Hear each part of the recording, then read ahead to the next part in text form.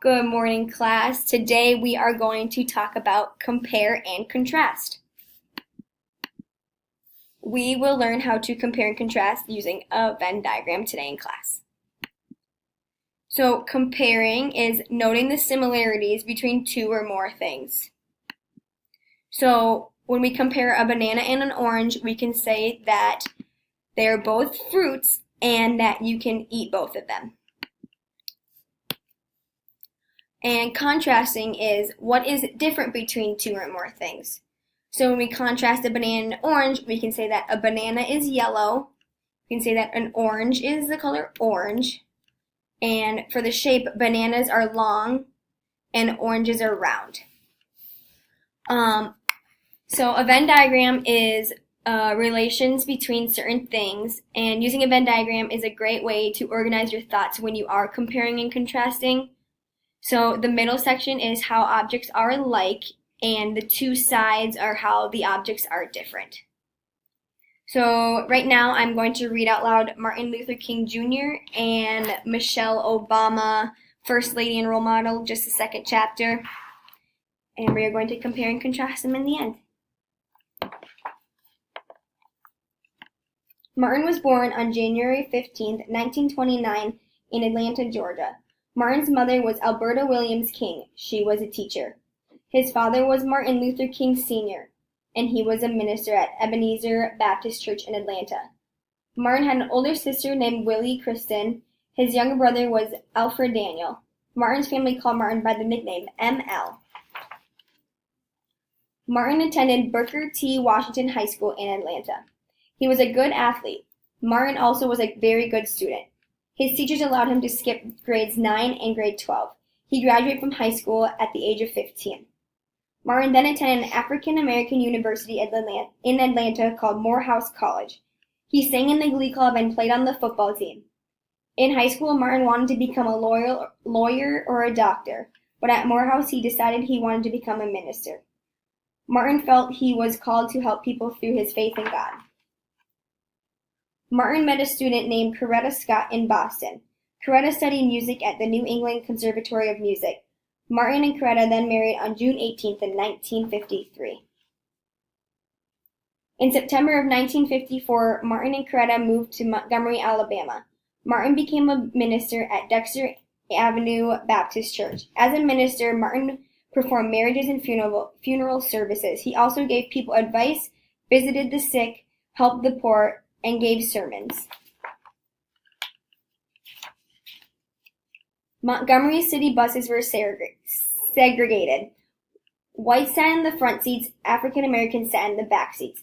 On December 1st, 1955, African American Rosa Parks rode home on the city bus. She just sat behind the seats for the whites. The crowded bus stopped to pick up a white passenger. Rosa was told to give up her seat and stand. Rosa was tired. She had spent long hours on her feet at work. She refused. The bus driver found a police officer. Rosa was arrested and taken to jail. Rosa's courage inspired Martin. He and others in Montgomery protested the bus segregation laws. They organized a boycott. African Americans in Montgomery refused to ride the city buses. Their peaceful protest lasted 381 days. People sometimes disagreed with Martin's ideas about equal rights. During peaceful protests, people threw rocks at Martin. He often was sent to jail. His house was bombed in 1956. In early April 1968, Martin went to Memphis, Tennessee to support African American garbage workers. They wanted fair wages and better working conditions. He and other civil rights leaders were staying at the Lorraine Motel. On April 4th, Martin went on to the balcony outside his room for a break. James Earl Ray shot and killed Martin as he stood on the balcony. Thousands of people went to Martin's funeral in Atlanta. Millions more watched on TV. His grave is now part of a National Historic Site. Americans celebrated his life on the third Monday in January. Martin Luther King Jr. Day became an official holiday in 1986. Okay. Now I'm going to read Chapter 2 of Michelle Obama, First Lady and Role Model.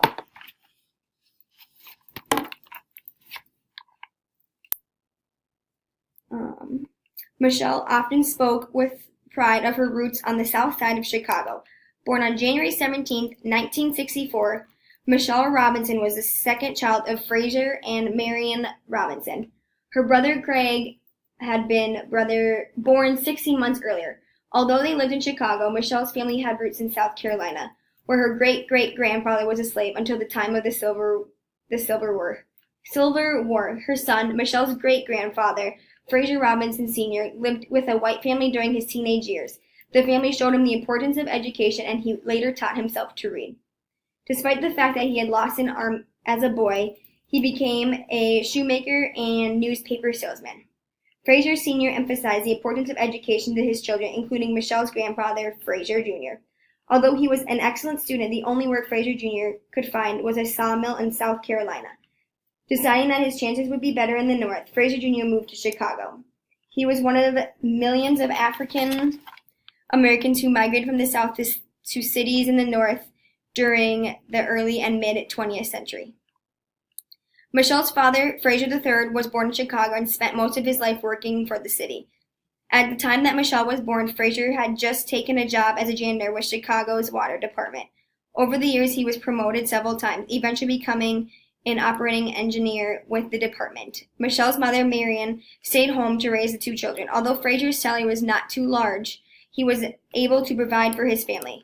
Looking back on her youth, Michelle said, "The only amazing thing about my life is that a man like my father could raise a family of 4 on a single city worker's salary."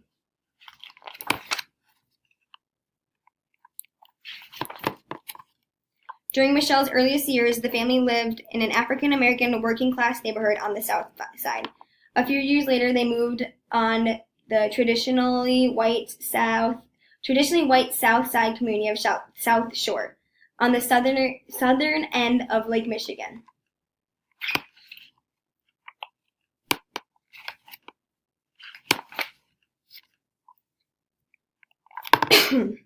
While Michelle was still in high school, Craig began his first year at Princeton University. When it was her turn to choose a college, Michelle decided to follow him there.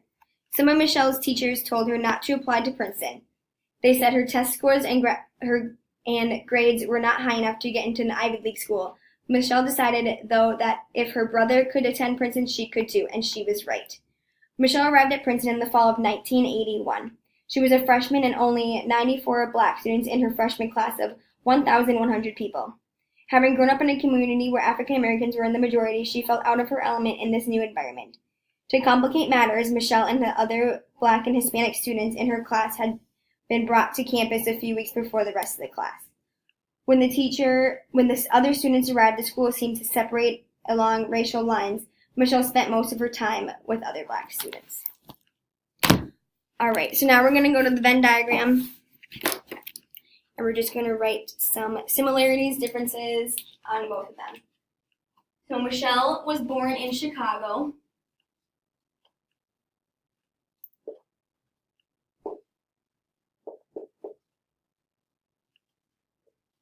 While Martin was born in Georgia.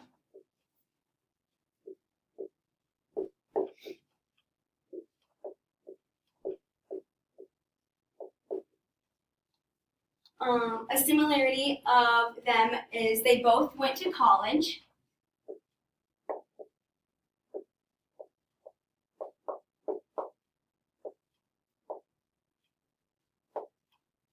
Another difference with Michelle and Martin Luther King, Michelle was obviously a female,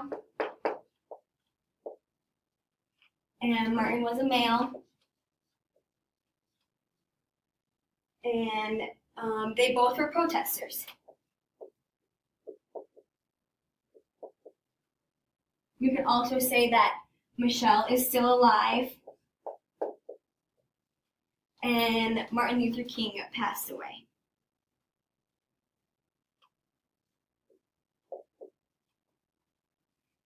All right.